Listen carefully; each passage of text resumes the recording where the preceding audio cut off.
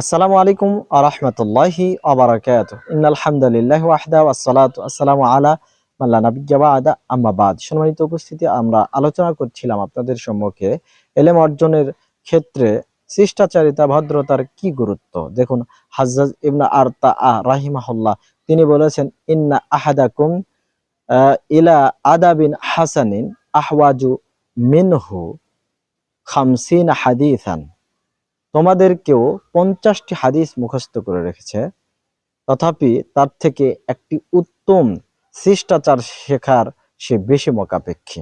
সম্মানিত উপস্থিতি, শুধু তাই নয়, আব্দুল্লাহ ইবনে মুবারক রাহিমাহুল্লাহ তিনি বলেছেন যে, নাহনু ইলা কালিলিম মিনাল আদাবি আহওয়াজু মিন্না ইলা কাসিরিম মিনাল ইলমি। বিপুল পরিমাণ এলেম অর্জনের থেকেও অল্প সংখ্যক শিষ্টাচারিতা ভদ্রতা আমাদের জন্য বেশি প্রয়োজন। সম্মানিত উপস্থিতি, এই দুইজন সালাফের, এই দুইজন মনীষীর উক্তি থেকে প্রতীয়মান হয় যে এলেম অর্জনের ক্ষেত্রে সবচেয়ে বেশি যেটা প্রয়োজন সেটা হচ্ছে আদাব, শিষ্টাচারিতা, ভদ্রতার। তাই আসুন আমরা ভদ্রতা রক্ষা করে চলি। আল্লাহ তাআলা আমাদেরকে ভদ্র হওয়ার তৌফিক দান করুন। আমিন। ওয়া আখিরু দাওয়ানা আনিল হামদুলিল্লাহি রাব্বিল আলামিন। আসসালামু আলাইকুম ওয়া রাহমাতুল্লাহি ওয়া বারাকাতুহু।